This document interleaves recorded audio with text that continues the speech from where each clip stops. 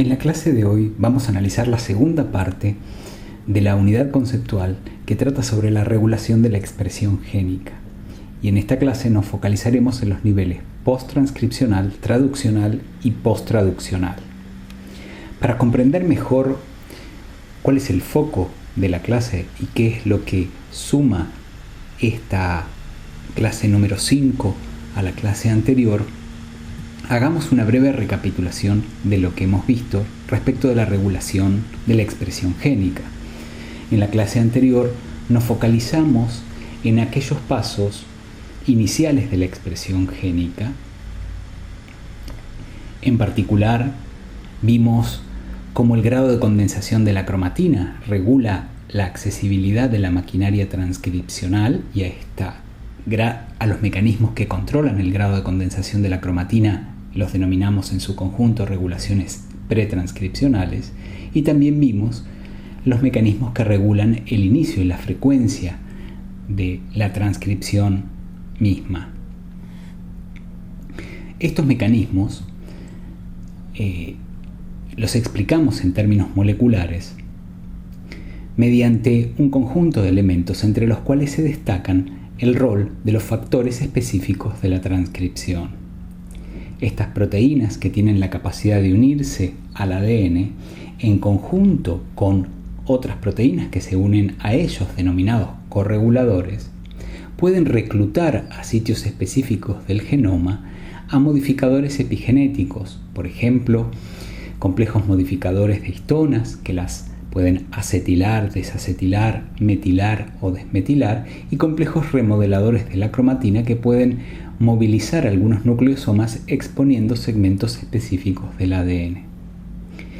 Dependiendo de si el sitio a donde se unieron estos factores específicos de la transcripción sean potenciadores o enhancers por un lado o silenciadores por otro, tendrán un efecto positivo o negativo sobre la formación del complejo del inicio de la transcripción y aumentarán o disminuirán respectivamente la frecuencia de inicio de la transcripción. Recordemos que la ARN polimerasa 2 no solo necesita reconocer molecularmente el promotor teniendo la zona de la cromatina laxa en el sitio del promotor de un gen determinado, sino que necesita de señales moleculares adicionales para pasar de ese estado inactivo, aunque posicionado en el promotor, a un estado activo.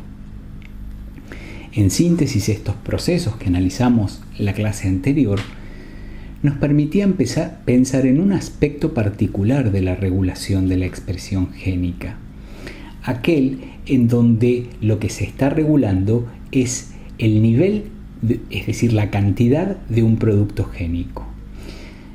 El resultado de esos procesos era si un gen se iba a expresar o no y cuál era la frecuencia con la que ese gen iba a transcribirse, impactando en la cantidad del producto génico. A diferencia de eso, vamos a complejizar algunas cuestiones en el seminario de hoy. En primer lugar, vamos a analizar algunos puntos diferentes de la regulación de la expresión génica posteriores a la producción, al inicio de la transcripción. Por ejemplo, vamos a analizar los mecanismos de procesamiento del ARN y su exportación al citosol. Vamos a estudiar con cierto detalle los mecanismos que regulan la estabilidad del ARN y finalmente vamos a estudiar mecanismos que regulan la estabilidad y la actividad de las proteínas. Esta clase va a estar focalizada en aquellos genes que codifican para proteínas, es decir, que los ARNs cuyo procesamiento y regulación vamos a analizar son fundamentalmente ARNs mensajeros. Me gustaría subrayar, ya que vamos a analizar con bastante detalle algunos mecanismos centrados en las moléculas de ARN, algunas propiedades biológicas de estas moléculas que las distinguen de otras biomoléculas de las células como las proteínas y el ADN. En primer lugar, a diferencia de las moléculas de ADN que son muy estables, Las moléculas de ARN son lábiles. Esto significa que se degradan con facilidad, tanto dentro de la célula como por fuera, cuando se hace un procedimiento experimental de extracción de ARN de las células. Por fuera de las células, las moléculas de ARN son muy sensibles, se degradan con facilidad ante cambios en el pH y la temperatura, por ejemplo. Y dentro del interior de las células, son sustrato de un conjunto amplio de enzimas dentro de las células que se denominan nucleasas de ARN. Estas nucleasas pueden ser exonucleasas, es decir, pueden degradar a las moléculas de ARN a partir de sus extremos, despolimerizando los ribonucleótidos que las constituyen, y estas son las enzimas más abundantes, pero también hay algunas endonucleasas, es decir, enzimas que pueden romper los enlaces entre los nucleótidos, los enlaces fosfodiéster entre los nucleótidos, aún por fuera de los extremos de las moléculas. Otra propiedad de las moléculas de ARN es que, si bien en los libros de texto tienden a ser representadas de manera lineal, en soluciones acuosas y dentro de las células, las moléculas de ARN adoptan conformaciones tridimensionales complejas. Y aquí vemos en esta diapositiva un ejemplo de un ARN lineal, pero que ha adoptado esta configuración tridimensional compleja, formando, por ejemplo, enlaces complementarios intracatenarios. En aquellos sectores en donde se forman esos enlaces intracatenarios, por ejemplo, las adeninas de una molécula de ARN lineal pueden formar enlaces complementarios con uracilos presentes en otra parte de la molécula, y así sucesivamente. Y aquellos tractos en donde se forman estos enlaces complementarios tienden a adoptar una forma helicoidal. Esta propiedad de adoptar una forma tridimensional compleja nos permite comprender cómo dentro de la célula se produce un reconocimiento específico entre las moléculas de ARN y las de otras proteínas. Recordemos, por ejemplo, que el reconocimiento molecular proteína-proteína se basa en la complementariedad de formas tridimensionales. Un ejemplo es la complementariedad que existe entre muchas enzimas y su sustrato. Algo análogo, esta complementariedad tridimensional también se da entre proteínas que tienen la capacidad de unirse a determinados ARNs y la forma tridimensional particular de estos. Pero no solo las moléculas de ARN tienen la capacidad de unirse a proteínas específicas gracias a esta forma tridimensional que poseen, sino que también pueden unirse a otros ARNs o a moléculas de ADN mediante complementariedad de bases. Es decir, dos principios físico-químicos distintos permiten a las moléculas de ARN reconocer molecularmente, por un lado, las proteínas y por otro lado, a otros ácidos nucleicos. Analicemos en primer lugar el procesamiento del ARN mensajero eucariota. Se denomina procesamiento o maduración del ARN al conjunto de modificaciones que sufre el transcripto primario, el producto de la transcripción del ARN polimerasa 2, hasta convertirse en el transcripto maduro, que es el ARN mensajero listo para ser export' al citosol. Este procesamiento consta de 3 pasos moleculares: la modificación del extremo 5' del ARN. El extremo 5' está ubicado en el primer nucleótido que introduce la ARN polimerasa en el transcripto en producción. Luego, el corte y empalme de exones, un proceso conocido por su nombre en inglés splicing, y la modificación covalente del extremo 3', que es el extremo final del ARN. A pesar de mencionarlos de manera secuencial, estos 3 pasos moleculares del procesamiento del ARN eucariota no son posteriores a la producción del transcripto primario, sino que los hallazgos durante la década de los 80 y de los 90 en el ámbito de la investigación permitieron determinar que todos estos pasos moleculares de procesamiento son cotranscripcionales. Ocurren al mismo tiempo que la ARN polimerasa 2 está transcribiendo activamente el transcripto primario. En este esquema podemos observar el resultado de manera esquemática, el resultado de muchos años de investigación, en donde pudo determinarse, por ejemplo, que las enzimas y proteínas que catalizan cada uno de estos pasos del procesamiento se encuentran asociadas efectivamente a sectores de la ARN polimerasa. Por ejemplo, las enzimas, aquí podemos ver a las enzimas que van a realizar el proceso de capping y a las enzimas que van a hacer el procesamiento de splicing y a las que van a modificar al extremo 3' asociadas al dominio carboxiterminal fosforilado, que era característico de una ARN polimerasa en activa transcripción. Comencemos entonces con el primero de estos procesos, la modificación del extremo 5', que se denomina capping en inglés o agregado de la caperuza en español. Es una modificación covalente de uno de los extremos de la ARN. Observamos en el sector izquierdo de la diapositiva la representación molecular en vertical y en celeste de un ARN mensajero. El primer nucleótido, el extremo 5', resultará ser modificado por el agregado, por la unión covalente de un nucleótido modificado, pero que a diferencia del resto de los nucleótidos que se unen en un sentido 5', 3', es decir, con una vinculación entre carbonos particulares de los azúcares de los ribonucleótidos, en el caso del CAP, la unión es 5' a 5'.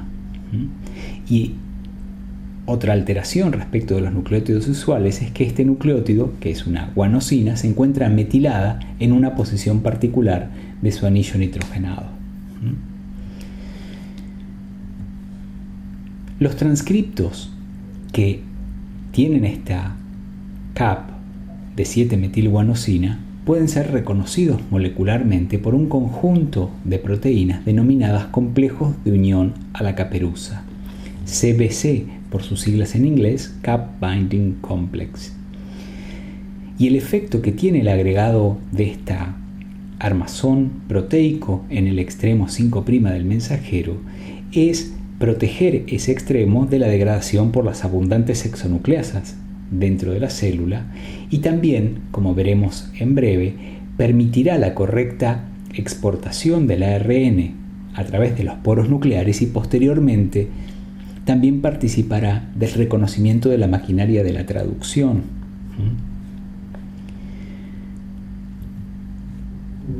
Analicemos la modificación del otro extremo del transcripto primario, del extremo final.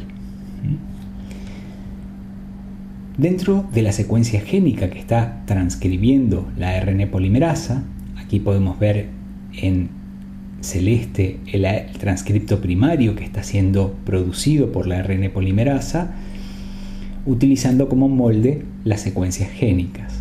Dentro de las secuencias génicas que va a transcribir la ARN polimerasa, hay una secuencia que quedará plasmada en el ARN del transcripto que es AAUAAA. Esta secuencia de ribonucleótidos es una señal de corte y poliadenilación que será reconocido por enzimas que estaban viajando en el dominio CTD fosforilado de la RNA polimerasa y van a catalizar un corte, un clivaje del transcripto primario que está siendo producido por la ARN polimerasa. La ARN polimerasa seguirá transcribiendo algunos cientos de nucleótidos más, pero ese ARN adicional que genere la polimerasa es frecuentemente degradado. Ahora bien, luego que se produce el corte o clivaje justo por debajo de esta secuencia de clivaje y poliadenilación, otra enzima denominada poli-A polimerasa va a adicionar cientos de nucleótidos de adenina en este extremo final del transcripto. Notemos entonces que esta cola de poli-A, este tracto de adeninas, no estaba codificada en el genoma, sino que es agregado por una enzima que polimeriza en ausencia de molde.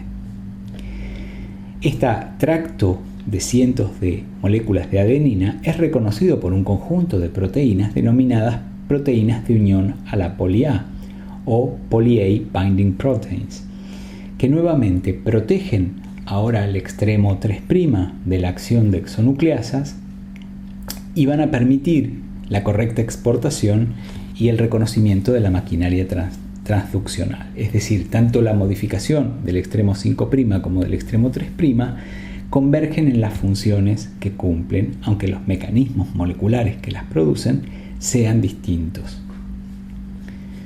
Analicemos ahora la última de las modificaciones de procesamiento que sufre el transcripto primario: el corte y empalme de exones, o como se lo conoce en inglés, splicing del ARN mensajero.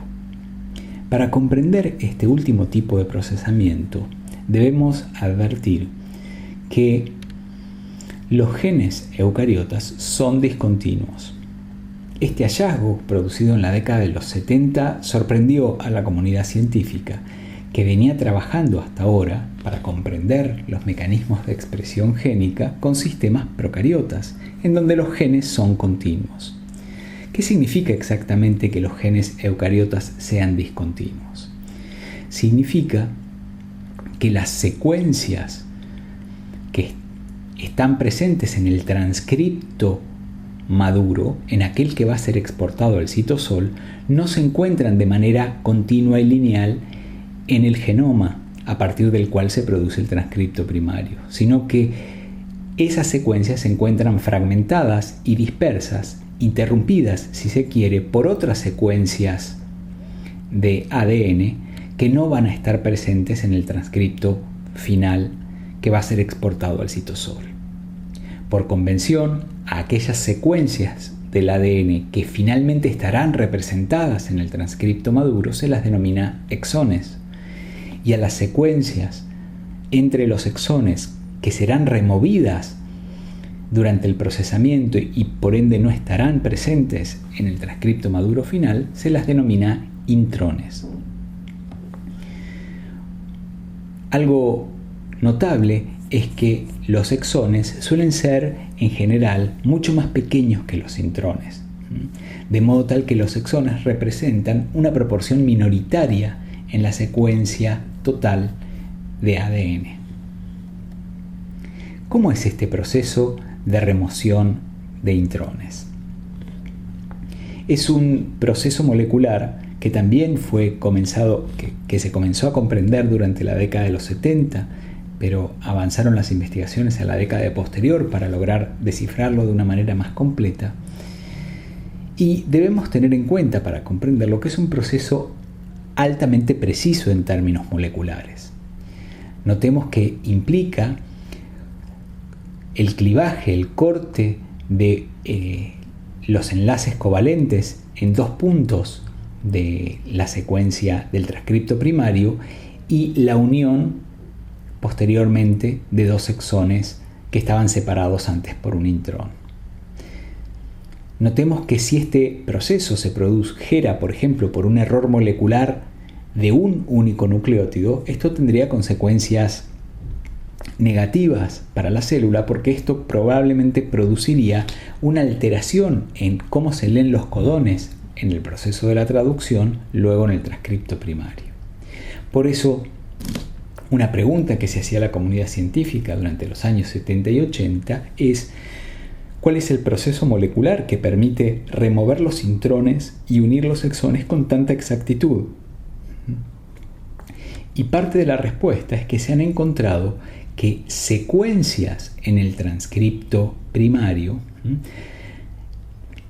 denominadas secuencias consenso del splicing, van a guiar a la maquinaria molecular que va a ejecutar estos pasos de corte y empalme. Estas secuencias consenso del splicing se ubican fundamentalmente en 3 sectores. En aquella región que está en la interfaz entre el exón y el intrón, un sitio que está hacia el extremo 5' del transcripto, lo llamaremos sitio dador del splicing o sitio 5'. Otra secuencia que está también en la interfaz entre el intrón y el exón posterior, que denominaremos sitio aceptor del splicing o sitio 3', y nucleótidos que están en el interior del exón, que se denominan sitio de ramificación. Estas secuencias, como yo les decía, van a reclutar a la maquinaria molecular que va a ejecutar los pasos de ruptura y formación de nuevos enlaces covalentes característicos del splicing. Justamente lo que se descubrió en los años 80 fue que esta maquinaria puede hacer este trabajo con enorme precisión por su composición molecular. Estamos hablando de un conjunto de proteínas asociadas a RNs pequeños que en conjunto se denomina el spliceosoma. A las moléculas que se componen por ARNs y proteínas que forman un complejo funcional entre ARNs y proteínas se las conoce como ribonucleoproteínas. Y es un conjunto de ribonucleoproteínas las que conforman el spliceosoma. Hay un total de 5 ribonucleoproteínas. Cada una de ellas va a estar unida a un pequeño ARN denominado ARN pequeño nuclear. SNARNs por sus siglas en inglés, Small Nuclear ARNs. Aquí observamos, por ejemplo, una de estas ribonucleoproteínas que por estar asociadas a RNs pequeños se las denomina en inglés SNRNPs, Small Nuclear Ribonucleoproteins, y en la jerga de la investigación científica, como es una palabra difícil de leer porque no tiene vocales, se la llama SNRPs.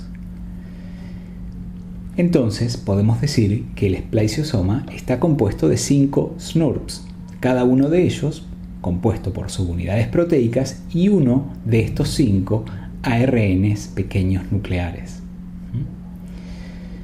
El reconocimiento entonces de la secuencia consenso que está entre los exones y los intrones y del sitio de ramificación es producido por complementariedad de bases entre los ARNs pequeños que forman parte de las subunidades del spliceosoma.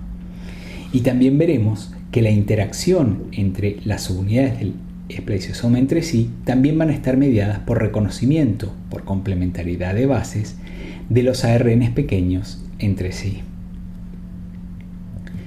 Analicemos un poco más en detalle cuáles son los mecanismos moleculares que ejecutan estas ribonucleoproteínas, es decir, el spliceosoma. Cada evento de splicing, como hemos conceptualizado, remueve un intrón e involucra 2 reacciones secuenciales de corte y formación de nuevos enlaces covalentes conocidas como transesterificaciones. En un primer momento, distintas subunidades del spliceosoma, distintas ribonucleoproteínas, reconocen los distintos sitios consenso. Uno el sitio dador del splicing, otro el sitio de ramificación, y la primera ruptura y formación de enlaces covalentes se da aquí, en donde un nucleótido particular en el sitio de ramificación forma un enlace covalente con el nucleótido que estaba en la transición entre un exón y un intrón en el sitio dador de splicing. Esto involucrará una ruptura previa de este enlace y la formación de un enlace covalente. Esto generará, esta primera reacción genera un pequeño lazo en el punto de ramificación. Luego, la segunda transesterificación se dará entre el extremo hidroxilo libre que quedó en el exón anterior y el límite exón-intrón posterior. Esta es la segunda transesterificación que produce el spliceosoma. Estas reacciones están catalizadas enzimáticamente y algo notable es que esa actividad enzimática no está producida por las proteínas del espliciosoma, sino que está catalizada por los ARN pequeños mismos. Y esta fue uno de los primeros descubrimientos de que las moléculas de ARN también pueden funcionar como catalizadores biológicos o ribosimas.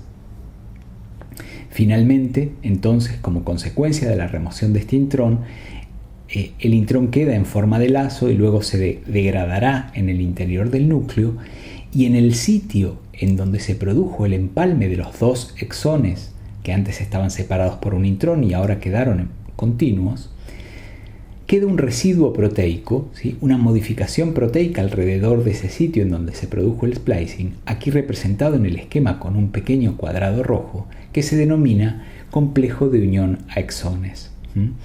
Recordemos a este componente molecular porque cumplirá una función que analizaremos posteriormente. Si bien el splicing se produce cada vez que se transcribe cualquier ARN eucariota y en particular cualquier ARN humano, se ha podido identificar que este proceso no ocurre exactamente del mismo modo para el mismo transcripto en distintos tejidos en los que este gen se exprese o en distintos momentos del desarrollo. Por ejemplo, se ha visto que ciertas secuencias que, por ejemplo, pensemos en esta representación en donde tenemos un gen eucariota discontinuo compuesto por 5 exones y focalicémonos en el exón número 3.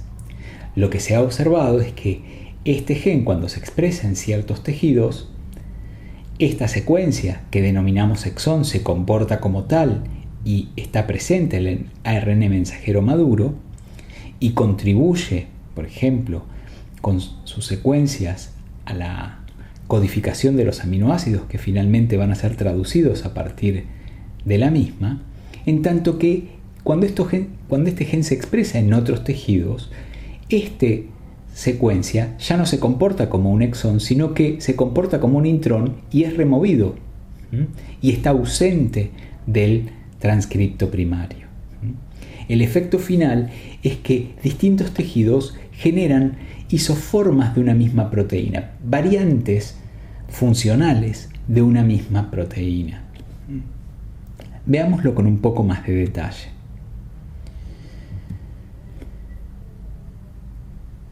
En el caso del gen de la tropomiosina, como para poner un ejemplo, que seguramente es una proteína que seguramente quienes estén haciendo histología ya la han analizado porque cumple un rol en la contracción muscular. Sin embargo, este gen de la tropomiosina no se expresa únicamente en el músculo estriado, sino que se expresa en otros tejidos.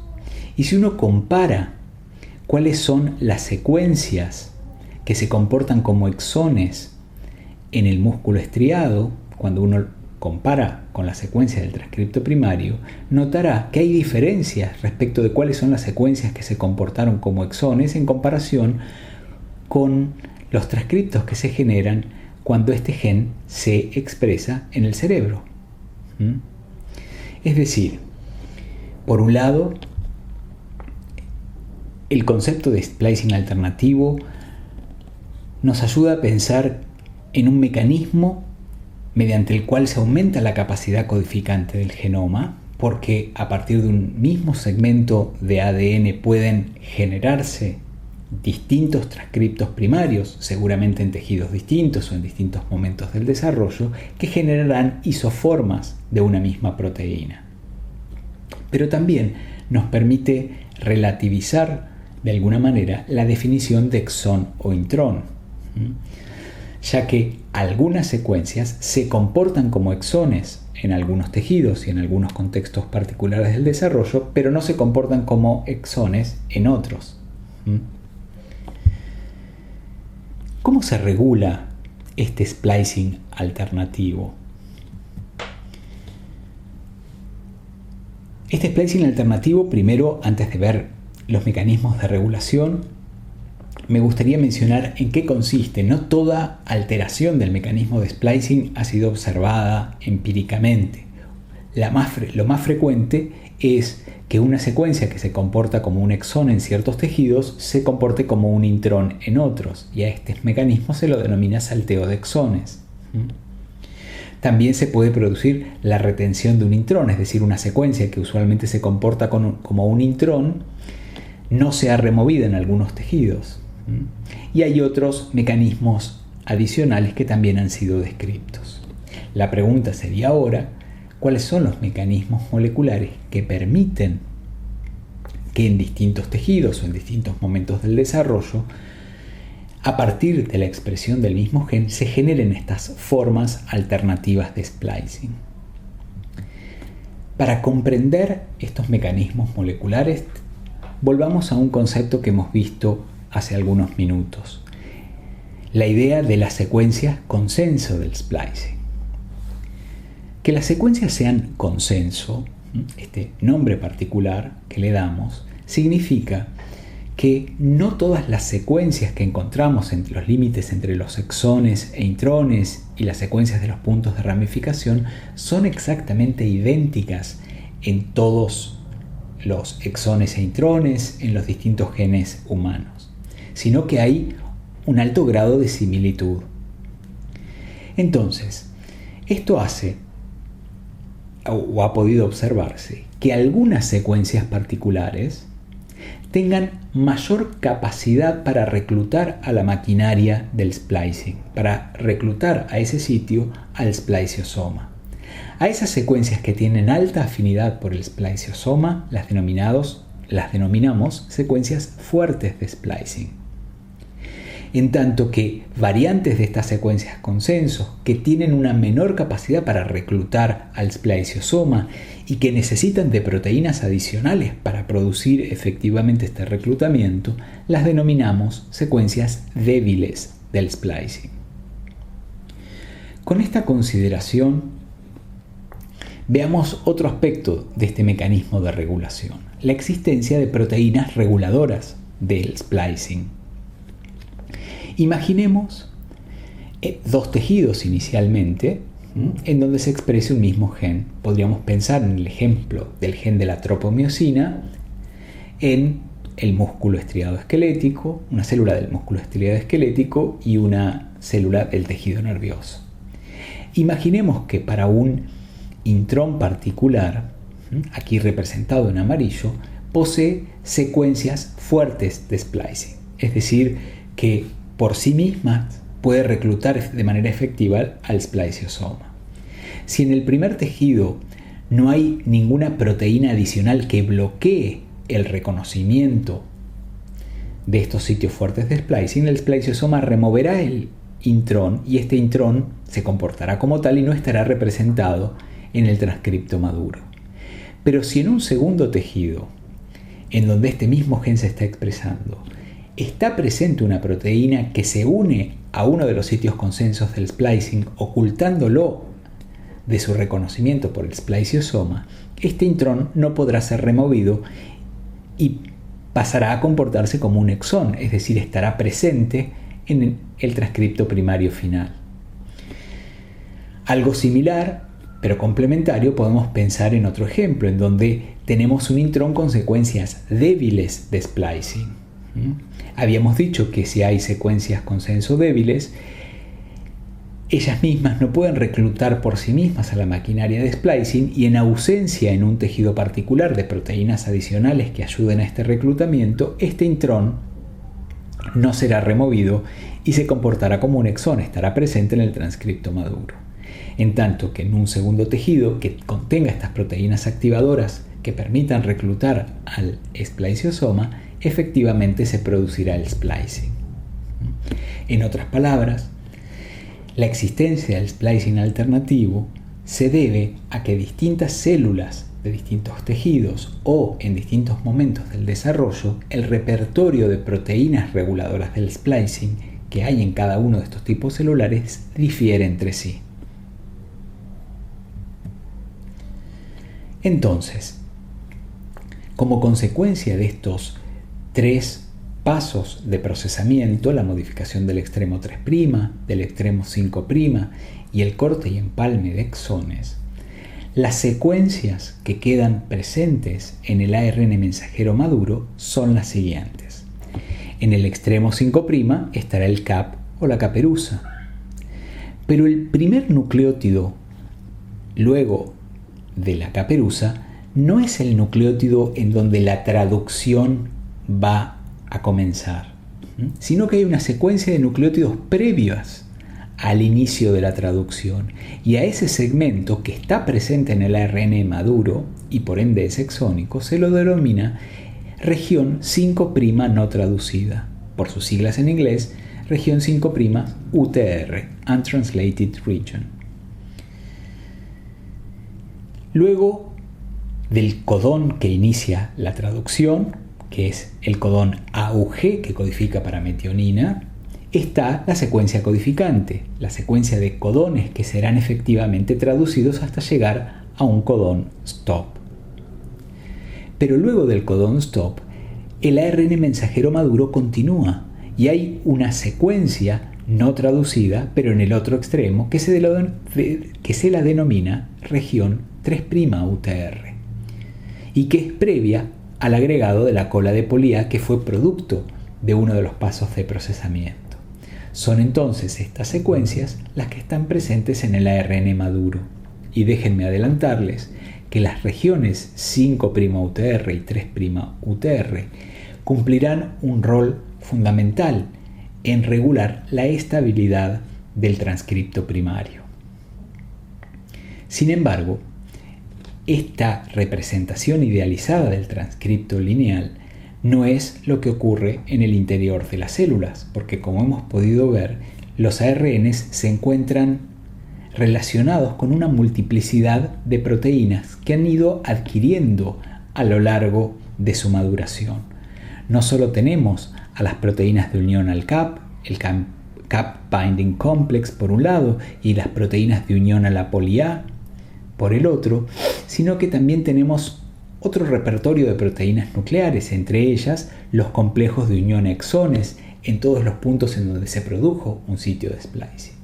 Todas estas conjuntos de proteínas son necesarias para que se produzca la correcta exportación del ARN mensajero maduro desde el núcleo en donde se produjo hacia el citosol a través de los poros nucleares en donde va a producirse el proceso de la traducción. También estas proteínas son necesarias para que se produzca la interacción con proteínas denominadas factores de iniciación de la traducción eucariotas y que van a permitir el comienzo de la traducción del transcripto. En particular, aquí observamos a dos proteínas, dos factores del inicio de la traducción, que interactúan por un lado con el complejo de unión al CAP y por otro lado con las proteínas de unión a la cola de poli-A, de modo tal que la configuración que permite la traducción del ARN mensajero es esta configuración circular. Este aspecto particular, esta configuración particular de proteínas de unión al ARN que van a permitir su correcta exportación y traducción, funciona en términos moleculares como un control de calidad de la expresión génica, ya que evita que, por ejemplo, si un ARN mensajero se rompe por un accidente molecular, se trunca, evita que esa región truncada sea exportada y traducida. Y este es otro sentido, entonces, en el que podemos pensar la regulación de la expresión génica, funcionando como un control de calidad de estos productos génicos. Una vez en el citosol, el ARN mensajero en esta configuración circular, que está determinada por la interacción entre las proteínas que se unen a sus extremos y los factores del inicio de la traducción, permiten el ensamblaje de las subunidades de los ribosomas sobre el mensajero y la correcta traducción del mismo. En esta imagen lo que puede observarse es algo frecuente en los ARN mensajeros maduros que han sido exportados correctamente, que comienzan a ser traducidos de manera simultánea por muchos ribosomas. Por supuesto, todos se ensamblan alrededor del codón de inicio de la traducción y luego avanzan, en donde uno puede ver de manera esquemática cómo va generándose la proteína cada vez más larga a medida que los ribosomas avanzan en el proceso de traducción. Un aspecto a considerar que forma parte de los mecanismos de control de calidad es el hecho de que cuando por una mutación, por ejemplo, aparece un codón stop prematuro en una proteína, esos ARNs son efectivamente degradados, no son traducidos generando una proteína más corta. Y para comprender el mecanismo por el cual se detectan los codones stop prematuros, vamos a analizar a un proceso denominado degradación de ARN mensajero por secuencias de terminación prematura. Esto comúnmente se conoce, se lo nombra en inglés como Nonsense Mediated Decay. Para comprender cómo funciona este mecanismo, debemos recordar, comparemos a la traducción pionera, es decir, al primer proceso de traducción, cuando pasa el primer ribosoma que va a traducir este ARN, en presencia o en ausencia de este codón stop adicional. Para que comprendamos esta representación, tenemos en la izquierda un transcripto normal, en donde no se está representando su configuración circular, para hacerlo más simple a la representación, y en donde aquí, en el último de los exones, antes de la cola de polía, se representa con esta pequeña esfera el codón stop. Aquí tenemos en un transcripto que ha adquirido por una mutación un codón stop prematuro, el codón stop natural y el codón stop extra producto de esa mutación.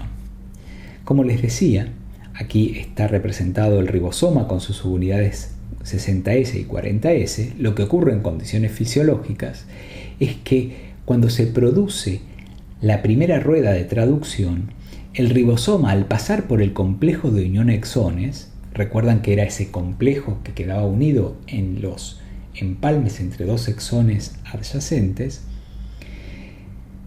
esto mantiene la estabilidad del transcripto.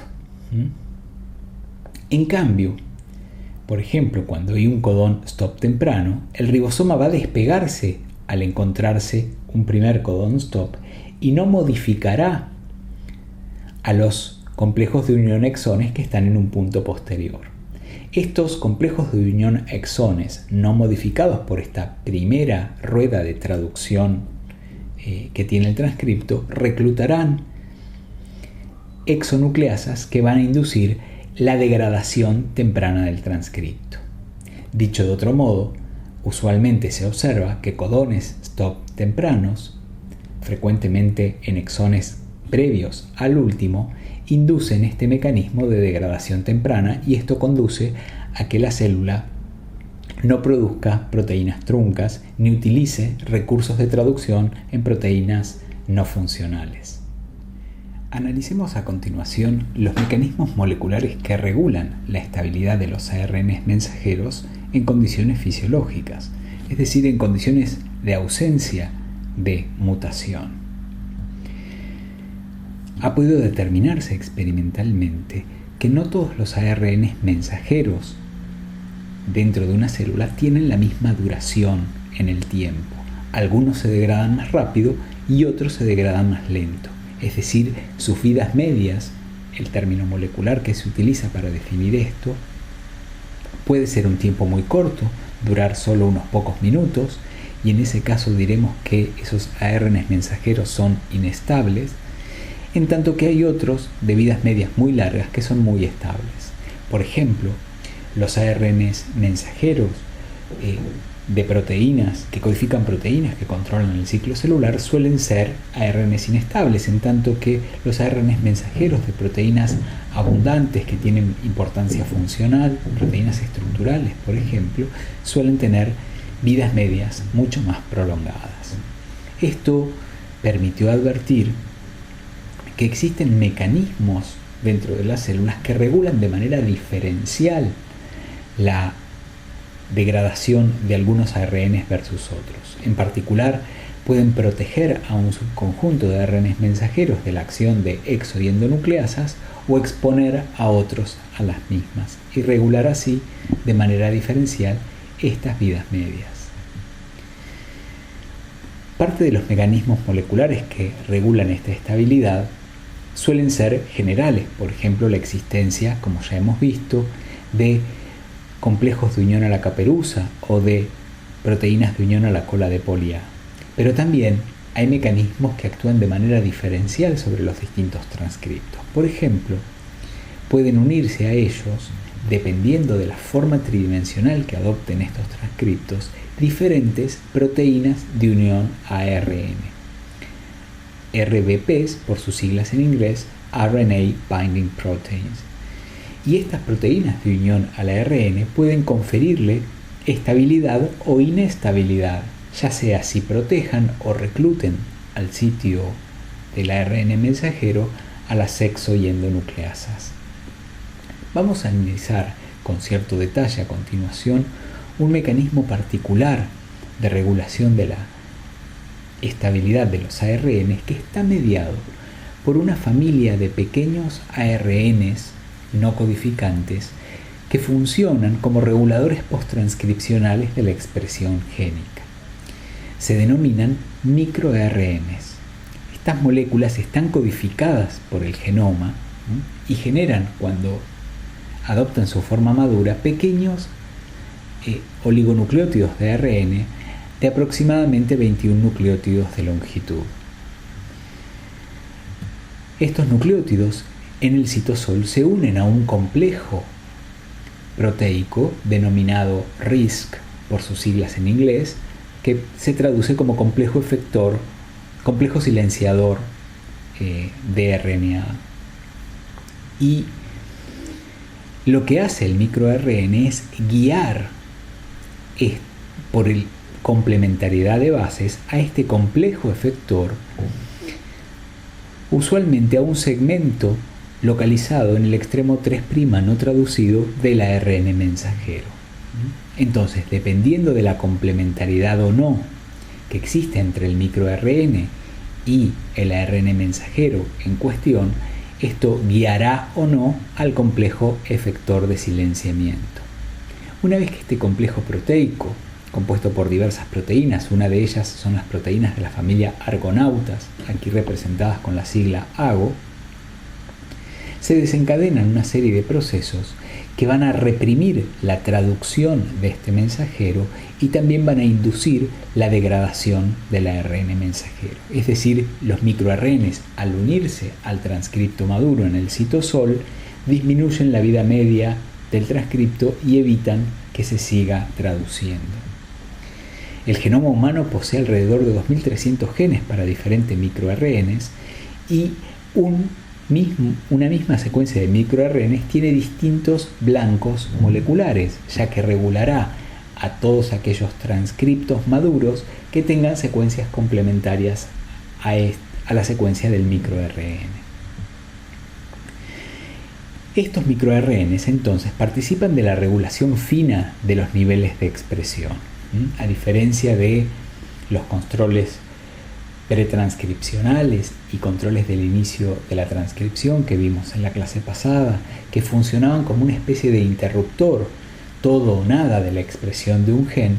Los microARNs funcionarán como ecualizadores, regulando a nivel fino los niveles de expresión. Este mecanismo, muy novedoso cuando se lo descubrió en la década de los 90, que permitió identificar una familia de ARNs que interfería con la expresión de otros, se lo denominó en forma general fenómeno de interferencia de ARN. Y su descubrimiento permitió por ejemplo, diseñar ARNs pequeños artificiales que pueden utilizarse como fármacos, ya que pueden introducirse dentro de las células para regular negativamente algunos transcriptos que están teniendo efectos negativos en ciertos contextos. Veamos por último la regulación de la estabilidad y la actividad de las proteínas. Una vez que las proteínas se producen, es decir, culmina la traducción en el citosol, algunos productos proteicos no son necesariamente activos, sino que solo se activan bajo condiciones particulares. Por ejemplo, muchas modificaciones covalentes como la fosforilación cambian el estado de actividad de las proteínas, o la unión de un ligando particular puede transformar a una proteína de un estado inactivo a un activo. Por ejemplo, la unión de hormonas esteroides que ingresan al interior celular encuentran a receptores intracelulares proteicos que solo a posteriori de su unión con su ligando pueden migrar al núcleo y cumplir la función de ser factores específicos de la transcripción. O muchos ejemplos de proteínas que participan en la regulación del ciclo celular que solo cuando son fosforiladas se vuelven activas. Por ejemplo, las helicasas que al ser que están localizadas en los orígenes de replicación de las células, pero que solo se vuelven activas cuando son fosforilados por los complejos CDK-ciclinas característicos de la fase S. Algo importante de identificar de esta regulación posttraduccional es que suelen tener efectos en el muy corto plazo, es decir, las modificaciones funcionales se ejecutan en las células en el lapso de entre segundos y minutos, y esto contrasta con modificaciones más lentas que se dan en el transcurso de horas, como son las que se requieren, las que usualmente involucran los mecanismos de regulación del acceso a la cromatina, tal como vimos en la clase pasada. En otras palabras, la temporalidad de los distintos mecanismos que regulan la expresión génica son diferentes. Por último, la vida media de las proteínas también está regulada activamente por las células, por un sistema que se denomina ubiquitina proteasoma. La ubiquitina es una pequeña proteína, aquí representada con una pequeña esfera verde, que puede ser unida, conjugada a distintos sustratos proteicos. Mediante la unión de varias proteínas de ubiquitina, hablamos de una reacción de poliubiquitinación. Esta reacción de conjugación de ubiquitina a distintos sustratos está llevada a cabo por un conjunto de enzimas denominadas ubiquitin-ligasas. Hay 3 clases diferentes de ubiquitin-ligasas porque la reacción requiere 3 pasos. Una primera enzima activadora de tipo E1, a la que activa mediante la desfosforilación de un ATP a la ubiquitina. Esta luego transmitirá, pasará mediante la conjugación de la ubiquitina a una segunda enzima, una enzima E2, y esta finalmente se la pasará a una enzima E3. Y las E3 ubiquitin ligasas son las que van a reconocer específicamente a distintos sustratos a los cuales conjugar esta poliubiquitina. Hay distintas clases de E3 ligasas en distintos tipos celulares que reconocerán distintos sustratos, y esto es lo que le confiere la especificidad a la reacción de poliubiquitinación. Además, pensemos que las E3 ligasas pueden estar en estados inactivos o activos, por ejemplo mediante fosforilaciones, o sea que solo bajo ciertas condiciones particulares de la célula, esta reacción de poliubiquitinación de ciertos sustratos va a llevarse adelante. ¿Cuál es el efecto final sobre una proteína al agregársele esta cadena de poliubiquitinas? El resultado es su degradación por parte de un complejo proteico que tiene actividad de proteasa y que es muy abundante en las células, pero que solo reconoce como sustratos a proteínas que están extensamente poliubiquitinadas. Un ejemplo frecuente que hemos visto ya en ustedes en otras clases es la degradación de las cisclinas que regulan la actividad de las quinasas dependientes de ciclinas en la regulación de la progresión del ciclo celular. La cantidad de moléculas de ciclina varía a lo largo del ciclo justamente porque ante determinadas señales intracelulares se activan las C3 ligasas que unen poliubiquitinas a las moléculas de ciclina y conducen a su degradación por el proteasoma. A modo de conclusión de esta clase, me gustaría reflexionar con ustedes las distintas manifestaciones de la regulación de la expresión génica que hemos visto en la clase anterior y en esta. Un primer aspecto para comprender a qué denominamos regulación de la expresión génica es el conjunto de mecanismos que regulan el nivel, es decir, la cantidad de un determinado producto génico. La regulación pretranscripcional y del inicio de la transcripción que analizamos la clase pasada, o el efecto de los microRNs, terminan regulando si hay o no producto génico y la cantidad de los mismos. Son ejemplos de este aspecto de la regulación de la expresión génica. Pero otros mecanismos regulan el nivel de actividad del producto génico, como los mecanismos posttraduccionales de proteínas, ¿no? La fosforilación de una proteína puede transformarla de activa a inactiva, y aquí tenemos una modificación que regula la actividad de un producto génico. También analizamos mecanismos que regulan ya no la cantidad, sino la calidad del producto génico. Cuando analizamos el splicing alternativo, observamos que estos procesos regulatorios permitían generar isoformas proteicas distintas a partir de un procesamiento diferencial de un mismo transcripto primario. Y por último, también vimos mecanismos moleculares que cumplen la función de controlar la calidad de un producto génico.